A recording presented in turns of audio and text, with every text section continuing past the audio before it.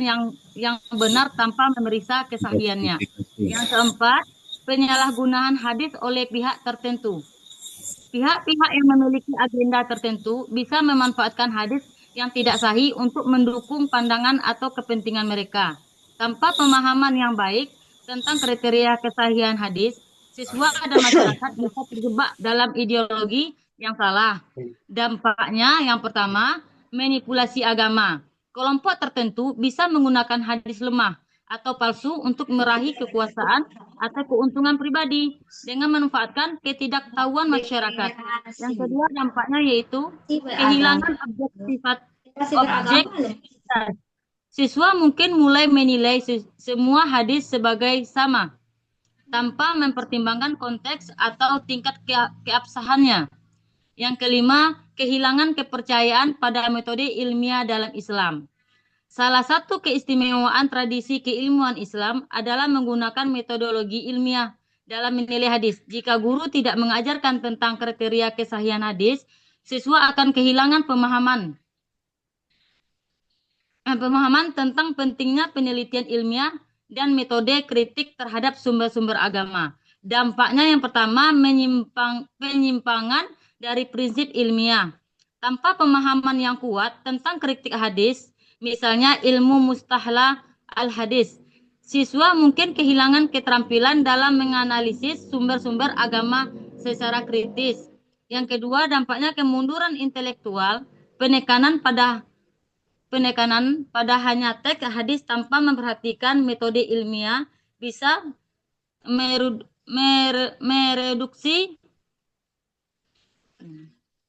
mereduksi kecakapan intelektual umat Islam dalam memahami agama secara mendalam. Yang keenam, penerimaan hadis yang bertentangan dengan akal dan logika. Hadis-hadis yang tidak sahih terkadang mengandung hal-hal yang bertentangan dengan akal sehat atau fakta ilmiah. Jika siswa tidak dilatih untuk mengkritisi kesalahan hadis, mereka bisa menerima hadis-hadis yang bertentangan dengan prinsip-prinsip dasar akal dan logika. Dampaknya, yang pertama, kebingungan dan ketidakjelasan. Siswa bisa menjadi bingung saat mendengar perbedaan antara ajaran agama dengan pemahaman rasional atau ilmiah yang mereka terima dari pendidikan umum. Yang kedua, kerusakan pada cara berpikir kritis. Penerimaan tanpa kritik terhadap hadis yang lemah atau palsu bisa menghambat perkembangan kemampuan berpikir kritis dalam memahami agama. Yang ketujuh, penyempitan wawasan dan ketidaktahuan terhadap hadis-hadis lain. Jika guru hanya mengajarkan hadis tanpa menekankan aspek kesahihan, siswa mungkin akan terbatas pada hadis-hadis tertentu yang lebih dikenal tanpa pemahaman keragaman hadis yang sahih dari berbagai sumber dan para perawi yang kredibel. Dampaknya, yang pertama, keterbatasan wawasan. Siswa mungkin hanya memahami sebagian kecil dari totalitas ajaran Nabi Muhammad SAW tanpa memahami keragaman dan konteks yang lebih luas. Yang kedua, dampaknya yaitu kurangnya pemahaman tentang ijtihad dan interpretasi. Tanpa membahas kesahihan, siswa tidak akan belajar untuk memahami pentingnya ijtihad, penalaran hukum atau penalaran hukum. Apa Pak? Ya. Jadi kurangnya pemahaman tentang ijtihad dan interpretasi tanpa pemahaman kesahihan, siswa tidak akan belajar untuk memahami pentingnya ijtihad dalam konteks Islam yang sering kali melibatkan penilaian terhadap kualitas hadis. Jadi kesimpulannya, mengajarkan hadis tanpa memperhatikan kriteria kesahihan bisa menimbulkan dampak yang cukup besar dalam pemahaman Islam di kalangan siswa dan masyarakat. Dampak-dampak tersebut antara lain dapat mencangkup penyebaran informasi yang salah, kesalahan dalam ibadah, radikalisasi, dan bahkan manipulasi agama. Oleh karena itu, pentingnya bagi guru PAI untuk mengajarkan kepada siswa tentang pentingnya menilai kesahihan hadis agar pemahaman mereka lebih akurat dan mendalam. Ini juga dapat menjaga keutuhan dan kesatuan ajaran Islam serta menghindarkan umat dari praktek-praktek yang salah atau berbahaya. Mungkin hanya itu yang dapat saya sampaikan, Pak. Kalau saya tutup dengan Assalamualaikum warahmatullahi wabarakatuh. Waalaikumsalam warahmatullahi wabarakatuh ya. Sangat detail dan eh, apa namanya komplit sekali jawaban dari Bu Apriza ini. Kira-kira kalau waktu ujian nanti, kira-kira oh mampu nggak menjawab sedetail seperti itu? Nah, itu pertanyaan kita lagi ya. Artinya memang minimal gitu ya ketika kita sudah berbicara Bapak Ibu eh, benang merah atau garis besar Hmm. dari pembicaraan-pembicaraan tadi itu bisa kita ambil kalaupun tidak sedetail-detailnya minimal apa yang disampaikan tadi itu bisa kita ambil. Nah, ya ambil dan kita jadikan nanti sebagai apa namanya eh, bahan ketika kita ikut ujian nanti ya ataupun ketika kita mengajar sebagai seorang guru nanti kita akan coba akan mempengaruhi apa namanya cara kita ya di dalam bersikap untuk penggunaan hadis ini gitu ya.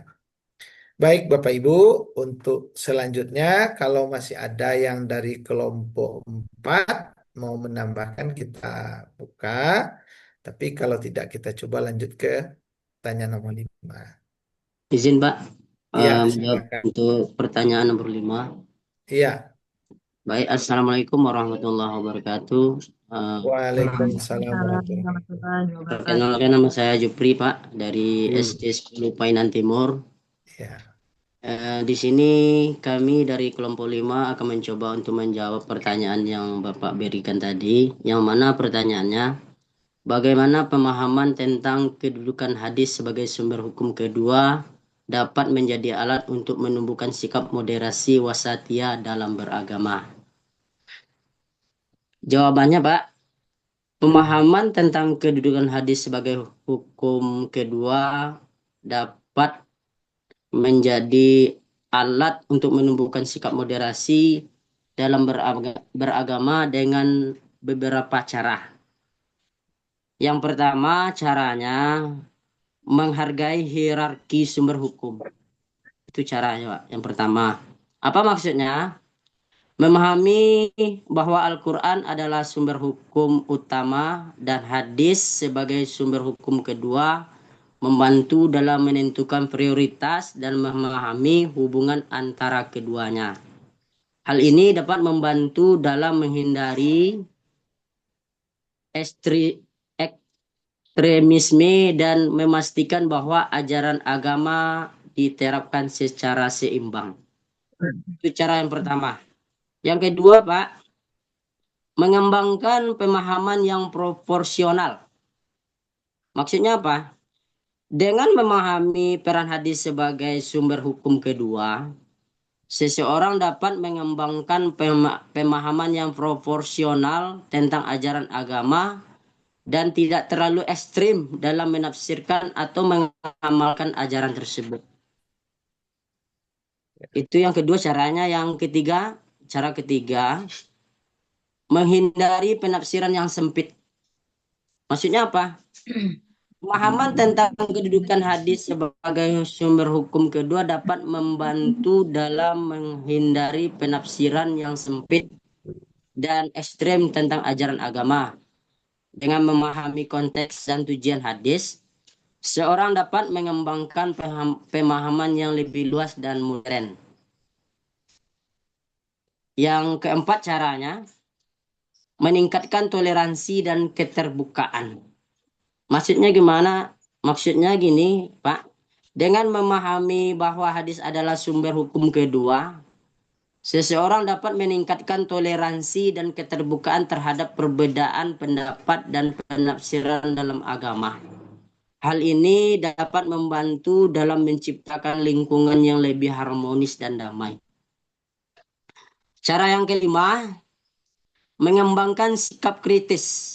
Maksudnya, Pemahaman tentang kedudukan hadis sebagai sumber hukum kedua dapat membantu dalam mengembangkan sikap kritis terhadap informasi dan penafsiran agama.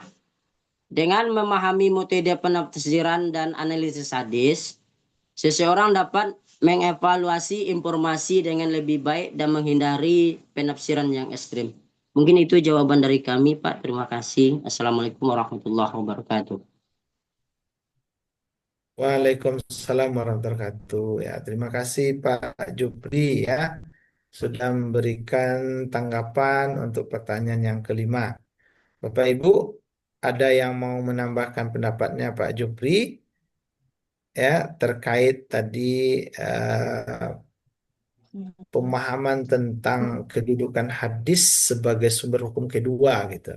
Ya, Yang dapat menjadi alat untuk moderasi menunjukkan sikap moderasi atau wasatiyah dalam dalam beragama. beragama. Dan ada tanggapan yang lain Bapak Ibu? Kita lanjut aja dulu, Pak. Lanjut aja dulu. Ya. Oke, kita beri kesempatan pertanyaan menjawab pertanyaan ke-6. Pertanyaan ke-6 saya apa tadi ya?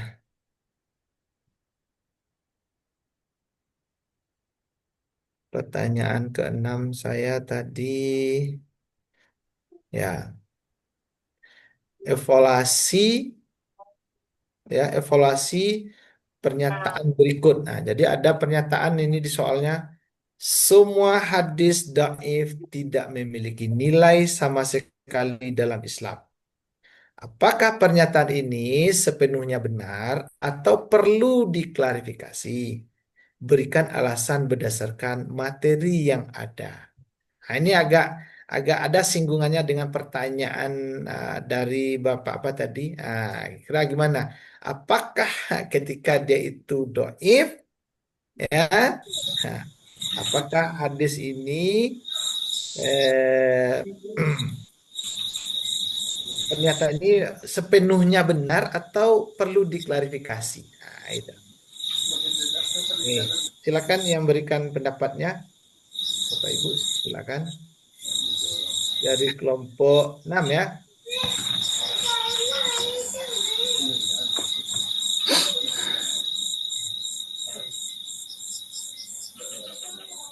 Assalamualaikum, Pak.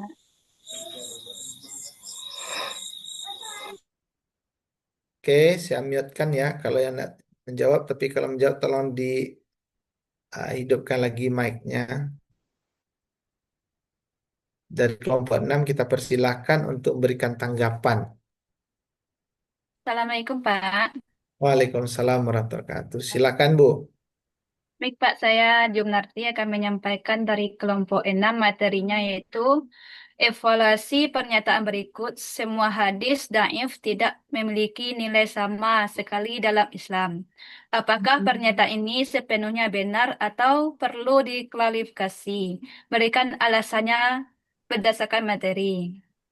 Baiklah, saya akan menyampaikan materinya, Pak. Kalau lebih kurangnya, saya minta maaf dan minta dipenuhi oleh Bapak. Iya. Jadi, hadis pernyataan tersebut tidak sepenuhnya benar atau perlu dikoreksi. Meskipun hadis dhaif lemah, memiliki kelemahan dari segi sanad rantai perawi atau matan, isi, bukan berarti ia tidak memiliki nilai sama sekali. Nilainya tergantung pada konteks penggunaannya, di mana ada perbedaan pendapat di kalangan ulama mengenai hal ini. Alasan dan klarifikasinya, hadis dhaif adalah hadis yang tidak memenuhi semua kriteria hadis sahih, kuat, atau hasan. Namun bukan berarti ia palsu. Kelemahannya bisa disebabkan oleh terputusnya sanad, kelemahan hafalan perawi, atau sebab-sebab lainnya. Sedangkan hadis maudhu' adalah hadis yang diciptakan dan dinisbatkan secara dusta kepada Nabi Muhammad. Seluruh ulama sepakat bahwa hadis maudhu' tidak boleh digunakan dalam hal apapun. Pandangan ulama tentang penggunaan hadis dhaif, pendapat mayoritas ulama diperbolehkan dengan syarat Fadaul a'mal, keutamaan amalan. mayoritas ulama termasuk Imam An-Nawawi membolehkan penggunaan hadis dhaif dalam konteks ini. Tujuannya adalah untuk memotivasi secara dalam berbuat kebaikan, bukan menetapkan suatu hukum syariat. Syarat penggunaan hadis dhaif adalah fadaul a'mal, tingkat kedaifannya tidak terlalu parah. Tidak bertentangan dengan Al-Quran dan hadis sahih. Amalan yang dikandungnya sudah memiliki dasar dari dalil sahih yang lain. Tidak meyakini bahwa riwayat tersebut pasti berasal dari Nabi Muhammad, melainkan sebagai bentuk ikhtiar atau kehati-hatian. Pendapat sebagian ulama tidak diperbolehkan. Yang pertama, sebagian ulama lain seperti Imam Abu Bakar Ibnu Al-Arabi dan beberapa pakar hadis seperti Ibnu Taimiyah berpendapat bahwa hadis dhaif tidak boleh digunakan sama sekali. Alasan kedua adalah untuk menjaga kemurnian syariat karena banyak hadis sahih yang sudah memadai. Jadi kesimpulannya bahwa hadis dhaif tidak memiliki nilai sama sekali adalah sebuah generalisasi yang keliru. Nilai hadis dhaif tergantung pada konteks penggunaannya. Ia tidak dapat digunakan sebagai dasar hukum akidah atau fikih. Hanya itu Pak yang dapat sampaikan. Baik, terima kasih Bu Jumnarti ya.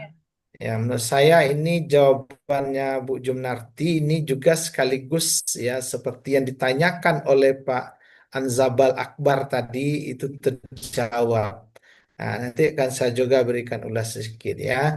Nah, jadi memang benar walaupun dia posisinya di hadis dhaif tetapi tidak selalu itu dikatakan salah selagi tidak bertentangan dengan Al-Qur'an dan hadis-hadis yang sahih yang lain dan itu mungkin ya sebagai semacam upaya semacam pemotivasi dalam beribadah itu oke saja. Baik, selanjutnya kita beri kesempatan berikutnya untuk memberikan jawaban pertanyaan selanjutnya dulu.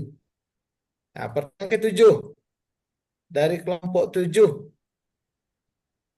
Ya, analisis bagaimana prinsip ittisal al-sanad ya atau sanad bersambung dalam kriteria hadis sahih dapat mencegah penyebaran berita bohong atau hoax ya dalam masyarakat modern ya.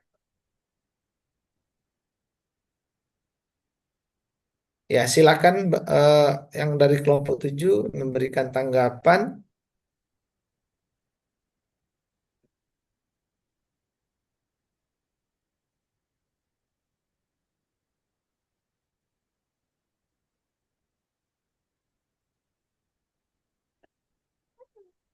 Ini kita diminta menganalisis ya bagaimana prinsip sanad bersambung. Dari kelompok 7 Bapak Ibu. Ya, silakan. Assalamualaikum Pak. Bu Ya, Ainar. waalaikumsalam. Ya, Bu, dari silakan Bu. kelompok 7 Pak. Kelompok 7 ya, silakan Bu. Ya, saya tidak membaca soalnya lagi, langsung saja pada jawabannya Pak. Iya, boleh Bu. Jadi prinsip ittisal as-sanad atau sanad bersambung ini adalah rantai periwayatan hadis yang harus bersambung tanpa putus dari Nabi SAW sehingga perawinya berakhir. Nah, jadi ulama hadis meneliti setiap nama perawi, kapan mereka hidup, dan apakah mereka sempat bertemu. Nah, jika ada satu mata rantai yang hilang atau perawinya lemah, maka hadis tersebut dinilai dhaif. Jadi prinsip ini memastikan bahwa keaslian informasi. Nah, sehingga umat Islam itu hanya mengamalkan hadis yang valid saja. Nah, jadi apa relevansinya di era modern zaman sekarang untuk mencegah hoak itu? Nah, yang jelas konsep ittisal as-sanad itu bisa diterapkan sebagai metode verifikasi berita di era digital zaman sekarang. Yang pertama itu verifikasi sumber beritanya, Seperti ulama mengecek sanad, kita perlu mengecek asal berita sebelum kita mempercayai berita tersebut. Apakah sumbernya kredibel, jelas, dan bisa dipertanggungjawabkan. Kemudian yang kedua, kita cek kebenarannya. Kita telusuri siapa yang pertama menyebarkan informasi, kapan disebarkan, di mana disebarkan. Jadi ini bisa mencegah kita untuk menyegarkan berita yang tidak benar atau berita yang manipulatif. Kemudian kita harus melawan hoak. Jadi hoak ini tidak memiliki sanad yang jelas. Tidak diketahui siapa penyebarnya. Nah, dari mana akun anonimnya. Jadi prinsip sanad di sini membuat kita harus berhati-hati, Pak. Tidak ikut-ikutan menyebarkan berita tanpa ada bukti yang benar. Jadi di sini ada dalilnya sesuai dengan Quran surat Al-Hujurat ayat 6. Wahai orang yang beriman, jika datang kepadamu orang-orang fasik membawa suatu berita, maka periksalah kebenarannya dari berita tersebut. Nah, jadi ayat ini menggambarkan bahwa ada klarifikasi yang sejalan dengan konsep ittisal as-sanad. Jadi kesimpulannya di sini, prinsip sanad bersambung bukan hanya penting dalam ilmu hadis saja, tapi juga mengajarkan budaya cek fakta. Sebelum kita berbicara atau membagikan informasi, faktanya harus dilihat dulu, dikoreksi terlebih dulu. Kemudian kita bisa membantu menciptakan lingkungan informasi yang sehat dan menjaga kepercayaan publik. Mungkin itu jawaban dari saya dari kelompok 7 atas nama Ainar SPDI. Lebih dan kurangnya mohon tambahannya Pak. Wassalamualaikum warahmatullahi wabarakatuh. Waalaikumsalam warahmatullahi wabarakatuh. Sangat luar biasa sekali ini jawaban Ibu dengan konteks kekinian gitu ya. Karena sekarang apalagi di media sosial hari ini gitu kan. Termasuk kemarin itu ada pernyataan Ibu Sri Mulyani, apakah memang benar seperti itu atau tidak gitu ya. Ternyata itu bukan, tidak ada dia ketika kita lihat video aslinya, dia ngomong konteksnya tidak ada guru itu beban negatif, tidak ada seperti itu yang ditemukan gitu kan. Nah, jadi ini kaitannya juga dengan apa yang dijawab tadi, kita harus adanya cross check, lihat sanadnya dulu bersambung enggak dia atau gimana gitu kan. Ternyata enggak tahu siapa orang, bahkan sampai hari ini tidak terdeteksi siapa yang menyebarkan hoax tersebut. Nah, oke, mantap sekali ini Bu. Baik, kita lanjut lagi Bu. Pertanyaan selanjutnya, ya benar juga kata Pak Ketua ini ya, kalau dijawab langsung tadi tidak selesai ini. Ya, Nah, Pak, ya. sekarang Siap. dijawab dulu pertanyaan ke-8 lagi. Ya, kita persilakan kepada Pak Ibu untuk memberikan tanggapan. Ya, Waalaikumsalam warahmatullahi wabarakatuh. Silakan Bu. Baiklah, dari kelompok 8 ingin menyampaikan hasil dari diskusi kami, yaitu dengan pertanyaan, jelaskan mengapa pemahaman dhabit perawi sangat esensial dalam menentukan kesahihan hadis. Bagaimana kekurangan dalam aspek dhabit dapat merusak pesan hadis yang sebenarnya. Jawaban kami adalah, dalam ilmu hadis, dhabit adalah salah satu syarat syahihnya hadis selain keadilan perawi. Ittisal sanad atau sanad bersambung, tidak syad atau ganjil, dan tidak berilat atau cacat tersembunyi. Dhabit berarti kemampuan perawi untuk menjaga riwayat hadis dengan baik, baik melalui hafalan maupun catatan yang akurat. Mengapa dhabit sangat esensial? Yang pertama yaitu menjamin keakuratan matan dan sanadnya.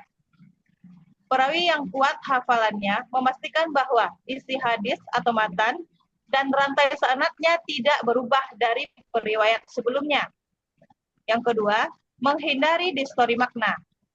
Itu kesalahan dalam mengingat satu kata bisa mengubah makna hadis secara gratis. Yang ketiga, menjaga kemurnian hadis. Dengan dhabit yang kuat, hadis tidak bercampur dengan perkataan sahabat, tabi'in, ataupun ucapan perawi itu sendiri. Jadi kekurangannya di sini, yaitu jika perawi tidak memiliki dhabit, Yang pertama yaitu perubahan maknanya. Bisa terjadi salah kata atau salah konteks sehingga pesan-pesan Nabi itu menjadi kabur. Hadis menjadi syadz atau dhaif. Kekurangan David membuat hadis tidak memenuhi kriteria sahih, bahkan bisa tergolong dhaif. Apakah dalam ajaran Islam, masyarakat bisa mengamalkan hadis yang tidak akurat sehingga menimbulkan pemahaman yang salah dalam beragama? Jadi kesimpulannya, dhabit adalah syarat mutlak dalam kesahihan hadis. Tampaknya riwayat hadis rawan mengalami perubahan atau kesalahan, sehingga dapat merusak pemahaman ajaran Islam. Maka para ulama hadis sangat ketat menilai kekuatan hafalan perawinya sebelum menerima riwayatnya. Demikian Pak jawaban dari kami. Jika ada Iya. kami mohon untuk dilengkapi atau ditambahkan. Sekian, terima kasih. Mantap, Iya. luar biasa ya Pak. Luar biasa, sepertinya sudah lengkap sekali yang Bu Dewi sampaikan gitu kan. Nah, udah berlebih daripada kurangnya gitu kan. Iya, terima kasih Pak. Nah, menarik sekali menurut saya ya. Tepuk Artinya, tangan Bapak Ibu, tepuk tangan. ya, Terima kasih. oke, bagus sekali ya. Ini sudah banyak tepuk tangannya nih di layar ini Bapak Ibu. Selanjutnya kita lanjut dulu pertanyaan yang ke-9. Nah, ya, kita ingin nih pertanyaan 10 terjawab semua gitu ya. Apa namanya? Banyak guru-guru hebat di kelas ini begitu. Semangatnya luar biasa Pak. Ya, semangat luar biasa dan kita ya mudah-mudahan nanti lulus 100% kan seperti itu, Pak. Nah, nanti saya yakin kalau berdasarkan pengalaman tahun lalu ya, itu banyak yang dikaitkan dengan kontekstual atau dikaitkan dengan fenomena-fenomena yang terjadi hari ini gitu. Nah, fenomena yang sangat yang lagi trending terjadi gitu. Banyak sekali yang dikaitkan persoalan-persoalan itu soal itu dengan realitas sosial yang terjadi saat ini itu. Nah, oke. Baik, sekarang soal yang ke-9 kita persilakan pada Bapak Ibu untuk jawab. Kelompok 9.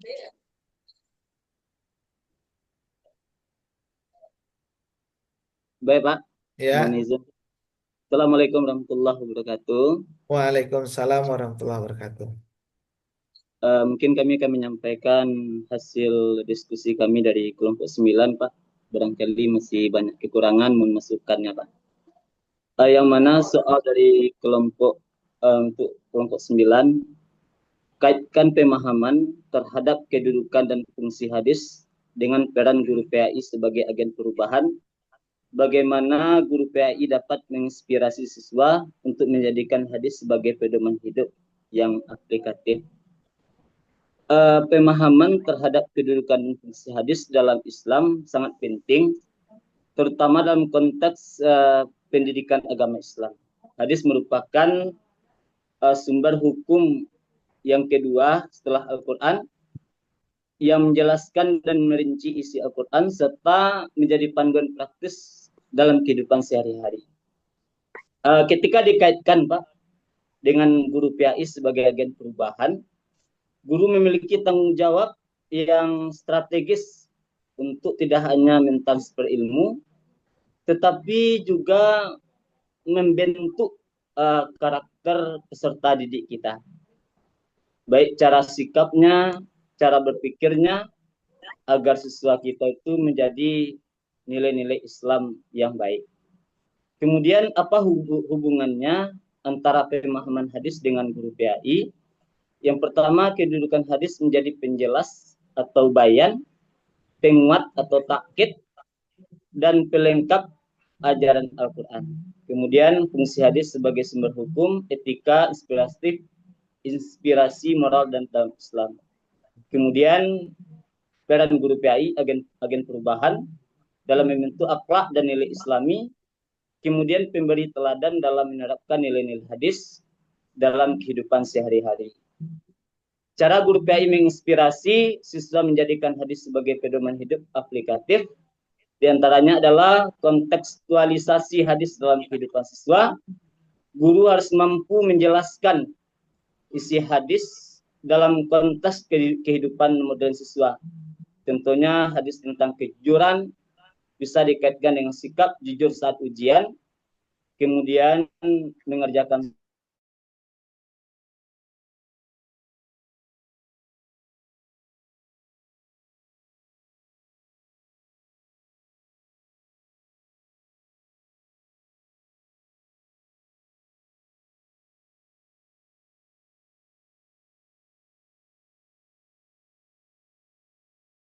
kontekstual dan inspiratif.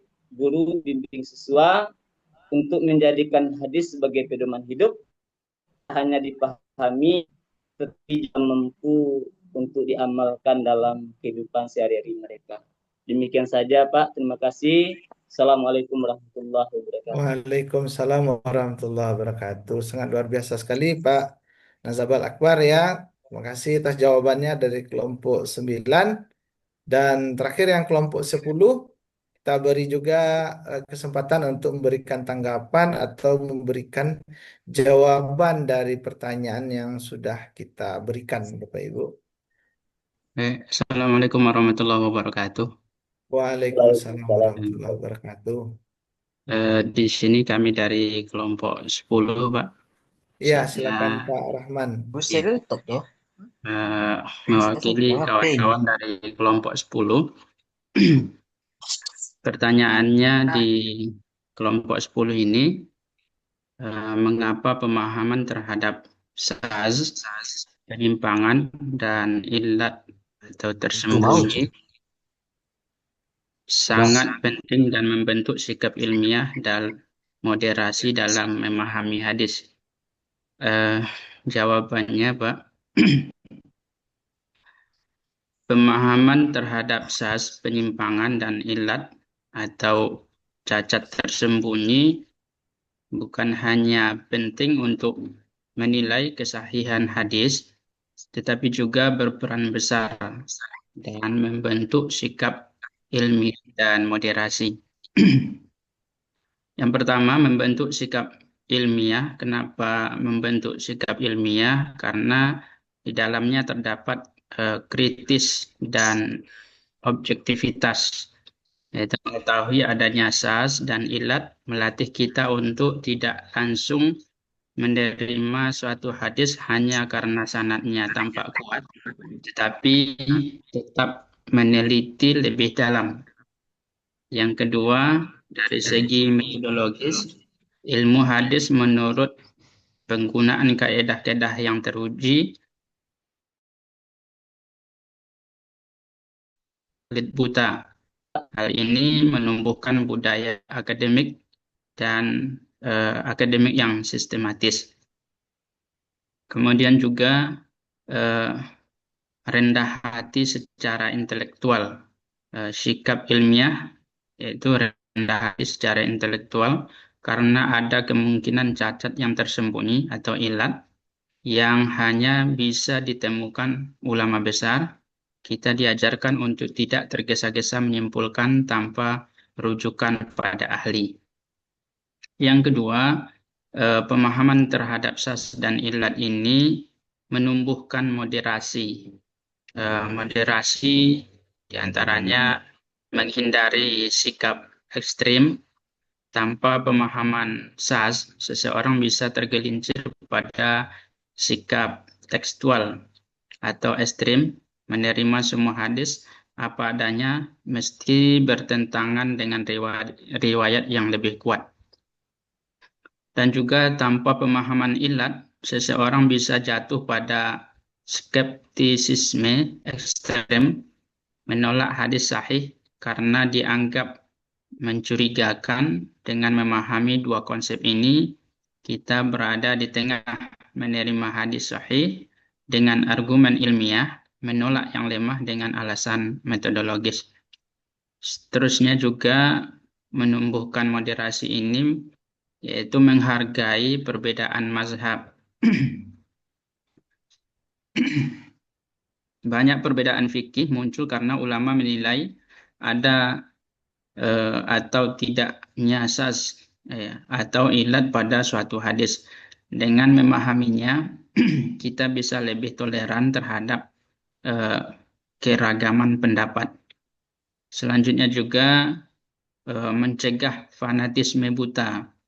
Menyadari kompleksitas ilmu hadis membuat kita tidak mudah menuduh sesat orang lain yang berbeda pandangan karena ada dasar ilmiah di balik perbedaan itu. Seterusnya, implikasi terhadap pemahaman sas dan ilat ini, implikasinya dari segi belajar agama membiasakan sikap selektif dan kritis dalam memilih dalil.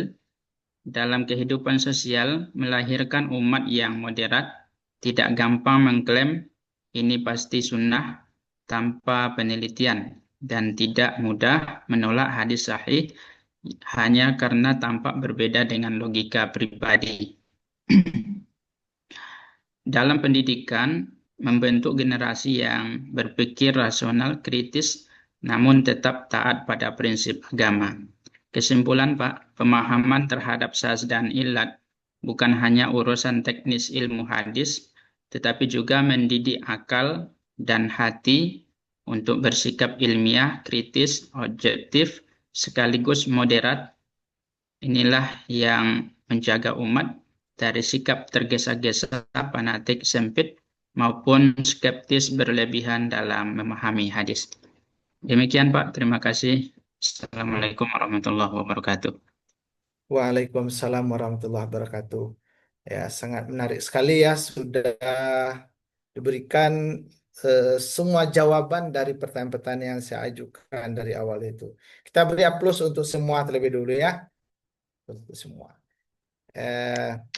Saya mungkin tidak akan banyak lagi, hanya sedikit semacam merangkum lah begitu ya, terkait dengan jawaban-jawaban tadi. Menurut saya semuanya sudah bagus, tidak ada yang artinya bertentangan dengan apa yang ada pada modul ajar kita itu begitu. Saya juga melihat bahwa dari jawaban-jawaban Bapak Ibu itu sangat menarik dan sangat penuh analisisnya. Terlepas apakah Bapak Ibu searching, Bapak Ibu temukan, yang jelas Bapak Ibu sudah dengarkan, sudah sampaikan, sudah komunikasikan, itu sangat luar biasa. Ya, mudah-mudahan apa yang disampaikan tadi itu bisa teringat kembali begitu ya. Terus saya tadi juga ingin mengomentari sedikit terkait dengan pertanyaan-pertanyaan tadi. Kalau kita lihat persoalan yang pertama, yang kedua tadi, yang pertama ada saya komentari terkait dengan konsep ilat ya, cacat tersembunyi dalam hadis dapat mempengaruhi pemahaman kontekstual hadis di era kontemporer ya. Jadi saya melihat begini, konsep ilat itu mengarahkan kita untuk tidak hanya melihat hadis itu dari sisi lahiriahnya saja, ya, tetapi kita juga harus meneliti ya, ada cacat yang tersembunyi begitu. Nah, kalau kita lihat dalam era kontemporer ya, tentu hal ini sangat relevan dengan menghindari pemahaman secara tekstual dan kaku begitu. Nah, kalau tadi diminta contoh, Ibu tadi yang jawab ya, contohnya sangat menarik sekali. Contoh cacat tersembunyi itu, kalau saya memberikan contoh juga, saya temukan juga contohnya, yaitu hadis ya, hadis yang hadis tentang larangan puasa ya, hadis tentang larangan puasa bagi wanita haid dan nifas. Nah, kalau di hadis ini sekilas kita lihat hadis ini sahih gitu, namun setelah diteliti dan ditelusuri lebih dalam, sebagian riwayat mengandung ilat juga gitu ya, yang menunjukkan bahwa larangan tersebut tidak hanya berlaku bagi wanita haid, tetapi juga bagi orang yang memiliki uzur gitu ya, uzur lainnya gitu. Nah, ini sebagai contoh juga untuk yang ilat tersembunyi tersebut. Nah, jadi dengan kita melakukan analisis ini tentu akan membantu di dalam mengkontekstualisasikan hadis sesuai dengan kondisi kekinian ya. Nah, sesuai dengan kondisi kekinian. Kemudian kalau kita lihat tadi yang menarik lagi eh, berkaitan dengan eh, peran hadis ya. Peran hadis dalam fungsi bayan tafsir ya. Fungsi hadis sebagai penafsiran ya, penjelas Al-Qur'an. Terkait dengan hal ini saya melihat bahwa fungsi hadis itu sebagai penjelas Al-Quran ya, sebagai bayan at-tafsir, menjelaskan ayat Al-Quran yang bersifatnya umum ya, dalam konteks permasalahan sosial modern seperti praktek ya, kalau tadi dicontohkan apa ya, apa Ibu contohkan tadi lupa saya. Kalau saya melihat contohnya ini yang lagi ke tren hari ini itu kayak pinjaman-pinjaman online atau pinjol itu. Ya. Jadi dari hadis dapat menjelaskan prinsip-prinsip ekonomi Islam seperti larangan riba gitu ya, tentang riba. Dan kemudian itu juga disebutkan secara umum di dalam Quran ya. Kemudian dengan hadis ini dia akan bisa memberikan penjelasan secara lebih kontekstual dan situasi saat sekarang seperti itu. Kemudian tadi juga terkait dengan apa lagi? Ya, terkait pertanyaan keempat, ya dampak jika guru PAI itu mengajarkan hadis kepada murid tanpa menekankan pada kriteria kesahihan gitu ya. Artinya tidak memperhatikan persoalan kesahihannya, kira-kira apa risiko ya, konsekuensi terhadap pemahaman. Nah, ini menurut saya bahwa jika guru PAI itu hanya mengajarkan hadis gitu ya, tanpa melihat ataupun menekankan kriteria kesahihan, dia akan memberikan risiko yang besar. Ya. Apa risikonya? Siswa dan dapat ya mempercaya hadis-hadis palsu atau doif sebagai sumber hukum yang valid gitu. Kalau kalau seandainya siswa itu kan apa yang dikatakan gurunya dia akan telan itu secara mentah-mentah gitu. Walaupun orang tuanya mungkin mengatakan, wah ini tidak benar ini, umpamanya ya. Tapi kalau gurunya ngomong, nah ini hadisnya seperti ini, maka dia telan secara mentah-mentah. Nah, ini akhirnya siswa itu akan terjadi kekeliruan seperti itu ya. Nah, kekeliruan itu kalau apalagi nanti apa berlanjut juga gitu ya. Nah, berlanjut juga. Ini akan jadi persoalan juga, blunder juga jadinya. Nah, kemudian hal itu mungkin juga akan menyebabkan praktek keagamaan yang menyimpang ya.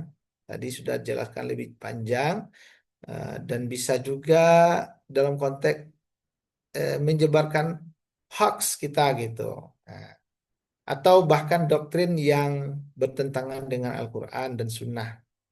Nah, jadi menurut saya kalau seandainya seorang guru itu mengajar hadis tanpa menekankan pada kriterianya tadi itu sangat memberikan risiko yang besar juga gitu ya. Ya, besar juga kalau pada siswa begitu. Karena siswa ini kadang analisisnya itu belum begitu mendalam sehingga apapun yang diberikan dia akan telan secara mentah-mentah. Nah, ini persoalannya. Kemudian pertanyaan juga terkait dengan kedudukan hadis sebagai sumber hukum kedua. dapat menjadi alat untuk menumbuhkan sikap moderasi, kan seperti tadi ya. Tadi ini sudah diberikan jawaban yang panjang lebar. Menurut saya pemahaman bahwa hadis sebagai sumber hukum kedua setelah Al-Quran itu menumbuhkan sikap moderasi juga. Ya, itu dengan cara menempatkan hadis pada posisi yang seharusnya. Artinya hadis tidak dipandang sebagai satu-satunya sumber hukum, melainkan sebagai penjelas ataupun pelengkap dari Al-Quran seperti itu. Nah, sehingga ini akan mencegah eh, dua ekstrim gitu ya, atau dua kondisi gitu. Pertama, kelompok-kelompok yang menolak hadis sama sekali gitu, dan kedua kelompok-kelompok yang terlalu fanatik ya dan memahami hadis secara literal. Nah, sehingga hal ini tentu berpotensi menimbulkan radikalisme gitu. Nah, dengan menempatkan hadis dalam hierarki yang benar sebagai sumber kedua tadi, nah, umat tentu diajak untuk beragama dengan seimbang dan tidak berlebihan seperti itu. Jadi menurut saya ini memang penting ya kedudukan hadis itu sebagai sumber hukum kedua ya. Ya. Kemudian eh, pertanyaan yang berapa tadi lagi itu ya? Tanyaannya apa tadi ya ini? Terkait dengan ya, ini sudah diberikan tanggapan yang tegas tadi ya. Semua hadis dhaif tidak memiliki nilai sama sekali dalam Islam. Apakah pernyataan ini sepenuhnya benar atau perlu klarifikasi ya?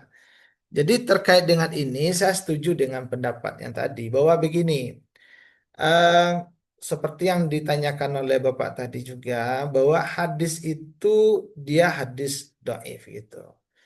Kalau memang hadisnya itu dhaif, ya kita akan lihat terlebih dahulu yaitu matannya atau isinya gitu ya. Kalau isinya itu tidak bertentangan dengan Al-Quran dan hadis-hadis yang sahih yang lain, dan dia itu adalah sebagai untuk memotivasi gitu ya, itu menurut saya tidak masalah ya. Tetapi yang tidak boleh, ya, yang tidak bolehnya ketika untuk menetapkan hukum ya, menetapkan hukum tidak bisa Pak, wajib sunat gitu kan, lalu itu digunakan hadis dhaif itu tidak bisa. Nah, itu yang terpenting ya, untuk digunakan untuk memotivasi selagi tidak bertentangan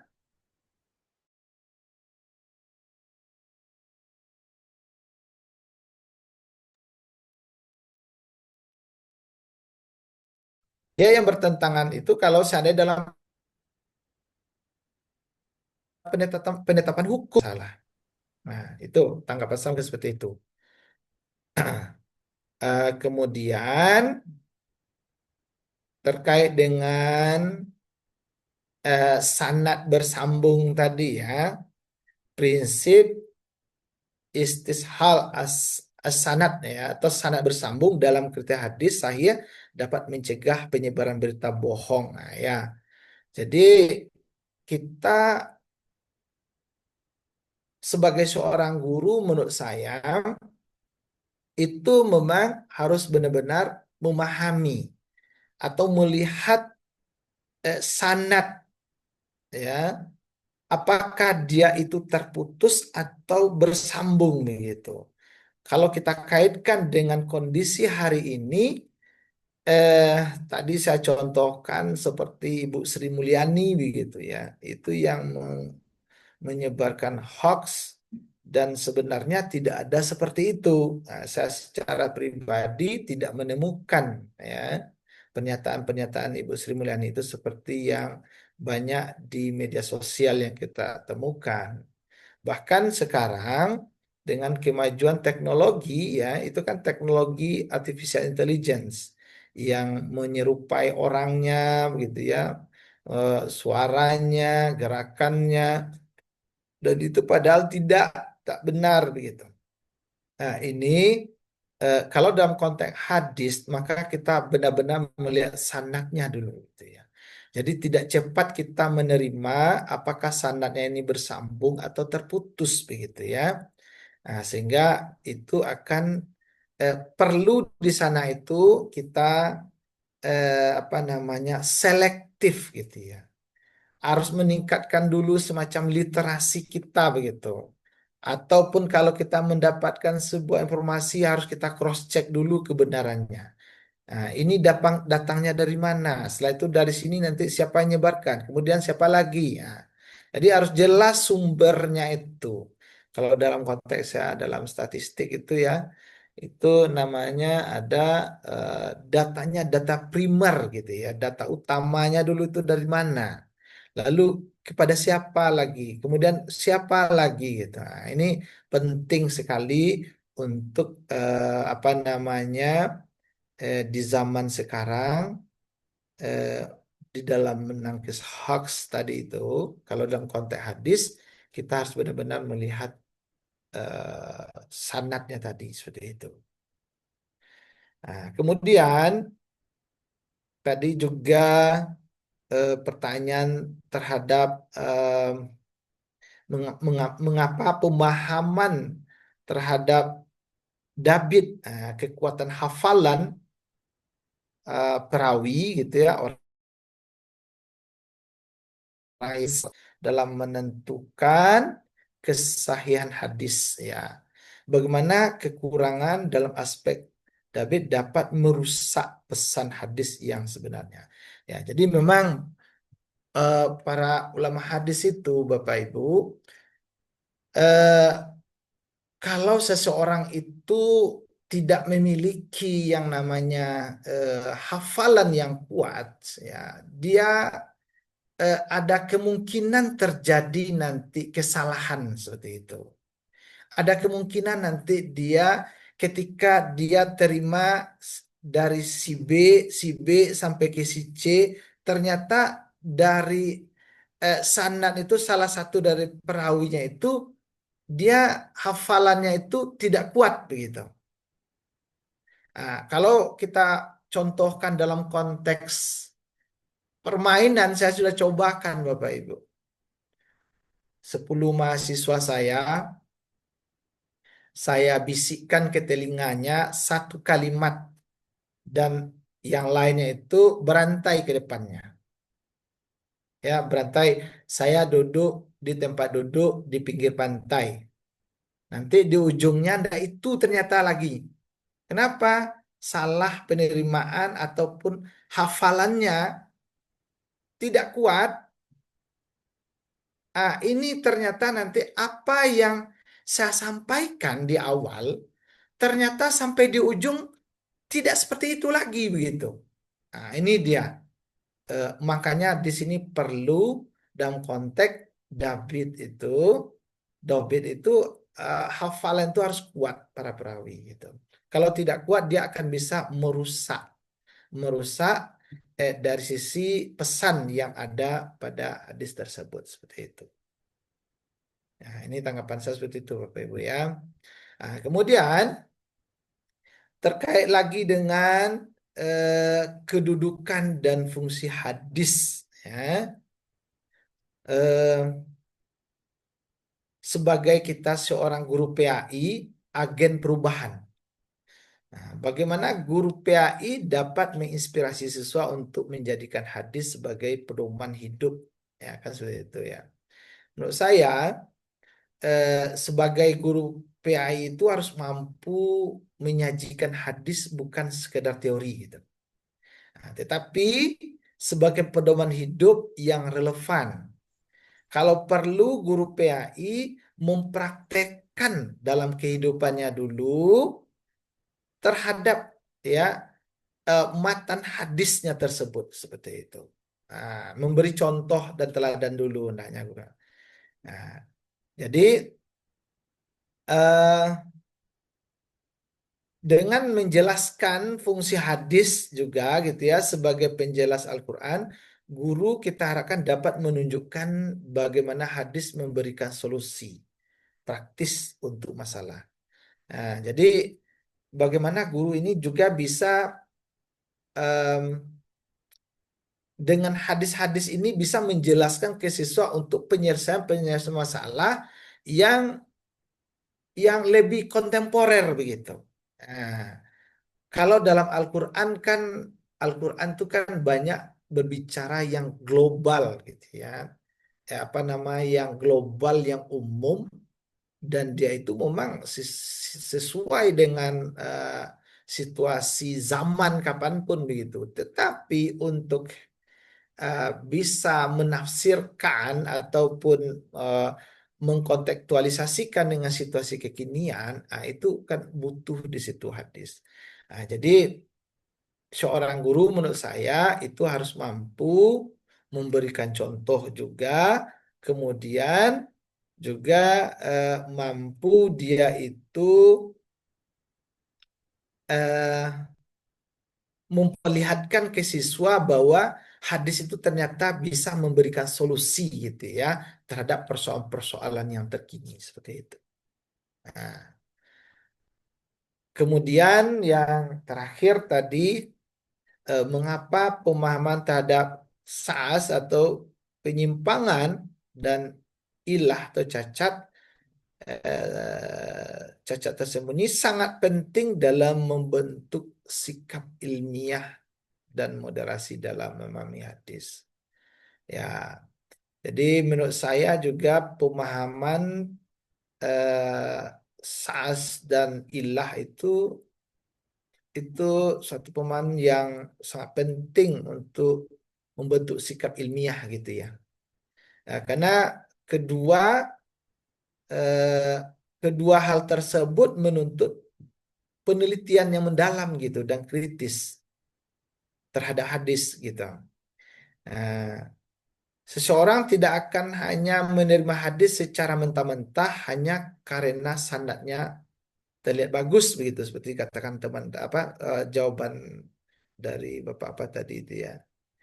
Nah, bahkan ini eh, mendorong sikap skeptis gitu yang sehat dan kehati-hatian dalam beragama. Nah, ini. Nah, jadi ada sikap kehati-hatian di dalam beragama. Di sisi lain, sikap moderasi bisa terbentuk karena ia mencegah ekstremisme, ya, dan muncul dari pemahaman hadis yang tidak komprehensif gitu. Nah, jadi kalau memahami hadis itu tidak secara komprehensif, itu juga akan memunculkan pemahaman eh, apa namanya bisa juga menyebabkan seseorang itu ekstrim gitu ya, ekstrim di dalam melihat sesuatu. Eh, Mungkin itu yang tanggapan-tanggapan yang bisa saya apa namanya elaborasi, saya coba lihat dan memang persoalan-persoalan hadis ini apa namanya sangat apa nama sangat sangat krusial gitu ya, sangat penting sekali sebenarnya. Namun untuk ahli hadis saya lihat itu sangat sedikit sekali. Nah, jadi Bapak Ibu ini sebagai seorang guru, ya, kita berharap tentu sangat menguasai hadis gitu. Kalau di tempat saya aja di Bukit Tinggi, yang ahli hadis itu guru besar kita sudah meninggal, tafsir hadisnya. Nah, jadi tidak banyak gitu. Dan saya sendiri seperti saya bilang sama Bapak Ibu, karena mungkin keseharian saya tidak mengajarkan hadis, saya juga melihat pentingnya gitu. Kenapa? Karena dia sebagai rujukan, sebagai sumber hukum, sebagai pedoman hidup kedua setelah Al-Quran gitu. Jadi memang penting dalam kehidupan ini. Tentu kita berharap dengan memahami ilmu hadis ini, kita nanti bisa membedakan mana nanti hadis-hadis yang mutawatir, hadis-hadis yang sahih, hadis yang hasan, dan hadis yang dhaif gitu. Dan ketika kita tahu, itu akan lebih mudah kita menyampaikan hadis-hadis itu tersebut kepada siswa gitu ya. Nah, jadi mungkin seperti itu. Dan untuk ujian menurut saya Bapak Ibu ya, eh, akan banyak dikaitkannya persoalan-persoalan keilmuan itu baik Al-Quran atau hadis itu dalam konteks kekinian gitu. Nah, cobalah lihat nanti itu. Mana tahu ada lagi nanti keluar kan soalnya tentang pernyataan Sri Mulyani gitu. Nanti dipandang dari sisi pandang hadis gitu kan. Nah, itu harusnya bagaimana? Jadi yang jelas soalnya itu analisis gitu. Soalnya analisis. Tidak apakah yang dimaksud dengan sanad, apa yang dimaksud dengan matan, apa yang dimaksud dengan rawi, pasti tidak akan seperti itu soalnya. Nah, tetapi dalam konteks kekinian gitu. Nah, ini yang perlu kita ini kan semua pahami, dan banyak-banyaklah di dalam apa namanya membaca, dan terutama kita menguasai CP-CP, CPMK yang dituliskan di modul ajar itu. Kalau nanti memang benar-benar itulah kisi-kisinya, mudah-mudahan Bapak Ibu bisa ya memberikan jawaban, karena saya sudah coba mengaitkan persoalan-persoalan yang pembicaraan topik itu dengan dunia apa namanya kekiniannya, kondisi kekinian atau kontemporernya gitu. Mungkin seperti itu Bapak Ibu untuk besok malam dan berikutnya. Mungkin settingan kita agak sedikit berbeda lagi. Saya akan coba nanti kemas lagi mungkin dalam bentuk permainan materi saya sampaikan lagi. Ya kalau begini terus nanti ya tidak enak juga kan gitu kan. Nah, sekarang bagaimana jari-jari tangan Bapak Ibu itu bermain juga untuk menentukan jawaban Bapak Ibu. Kalau sekarang kan yang menjawab itu hanya beberapa orang. Saya ingin nanti mudah-mudahan ya, saya usahakan dulu kalau bisa ya, kita coba setting penyampaian pesannya itu dalam konteks games permainan. Ya. Nah, tetapi konsekuensinya Bapak Ibu harus punya 2 perangkat. 1 laptop, lalu satunya handphone. Handphone untuk memberikan respon. Ya, sementara laptop untuk melihat pertanyaannya atau pernyataan. Oke, Bapak Ibu, kita akan coba. Mudah-mudahan bisa ya, tapi kalau tidak ya yang bisanya. Nah, itu saya juga akan coba dulu ya. Kalau bisa akan lebih menarik lagi, sehingga saya berharap tidak ada yang tertidur ya. Nah, ini kalau nanti kalau seperti Pak Jimmy ya, Pak Rahman yang aktif-aktif videonya ini tidak tertidur ini. Nah, yang agak tertidur itu yang tidak aktif videonya. Nah, ini bisa tertidur ini. Ya kan? Baik Bapak Ibu, sudah jam 9:30. Nah, agak terlambat sedikit, mohon maaf. Sudah menyita waktu istirahatnya.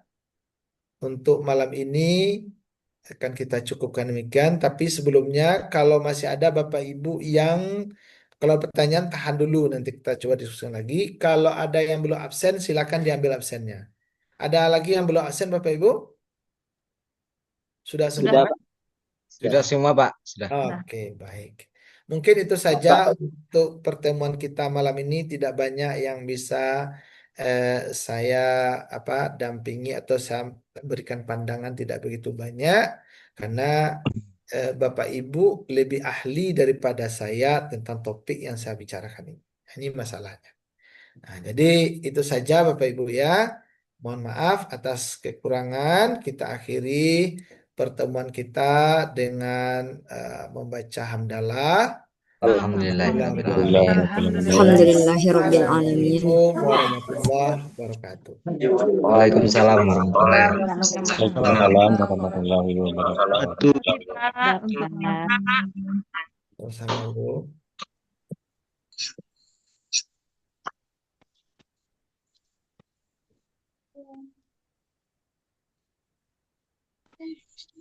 Jambara besok ketua. Zoom Biasa, seperti biasa apa ya? Jam 7. Bisa dipercepat ketua. PJ-nya Pak Babur. Oh iyalah. Nah. Oke ketua, semangat ketua. Siap. Semangat. Izin bertanya Pak Ketua, absen tadi di mana Pak? Absen ada di grup. Berupa link. Oh iya, kasih Ketua. Yang tidak bisa klik link absennya bisa di copy pastekan dulu ke Google Chrome. Ketua. Aja kita mulainya gimana Pak Ketua? Mulainya seperti biasa, nanti linknya dikirim sama Pak Babur nanti. Pak Babur udah muncul lagi. Itu. Sudah tertidur mungkin. Kalau. Oke, masih stay Pak. Bu Wakil diam-diam aja. Siapa Bu Wakil? Nih yang jilbab merah. Jadi Bu Wakil sekarang. Ya. Junior awak Pak Ketua. Yang ada Bu Wakil nih. Hijau.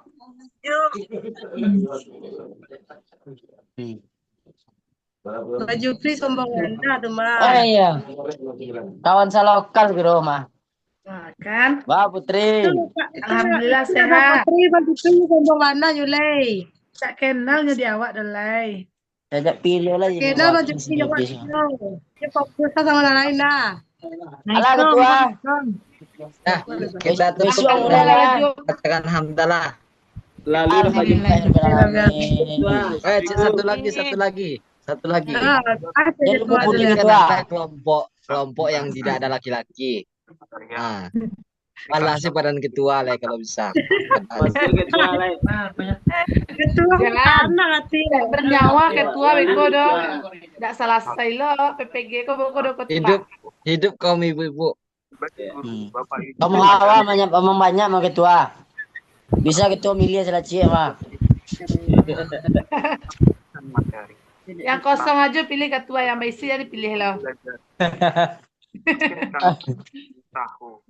Lanjut besok lah, semangat jangan lupa puding. Tetalu lah. Tua Pak Jupri tua. Sadian enggak cek lagi. Besok usahakan tiba pengen sadonya ya.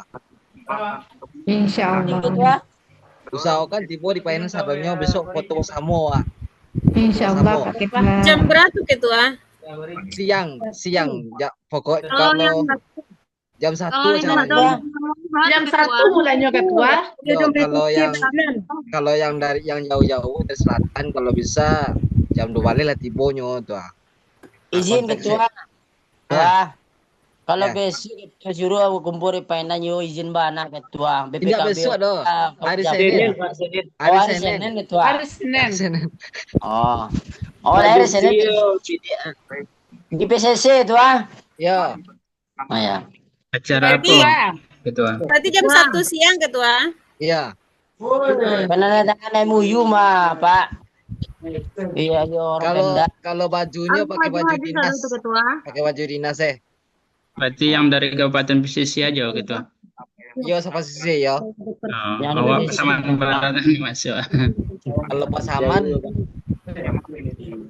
Pak sama nih wisuda udah masuk Pak. Pak, tuh. Sampai Iya. ketemu Kalau di yang kampus nah. Kalau yang di luar wisuda. posisi ya, masih di Bukit Tinggi sih susah di kampus pertama. Kalau hanya di Sama kampus, kumlot ketua aja kumlot surang sama-sama lah kumlot Pak. Ya. Oh, perhatian ketua sama-sama usah, Pak. Oh, Pak ketua lagi hilang sama. Masya Allah. Ketua apa bedan lah baju so Pak. Biar Ya, nampak dibedan baju. dalam ini kan. Ya. Pakai baju separuh apa itu? Baju Separuh waktu. itu separuh waktu.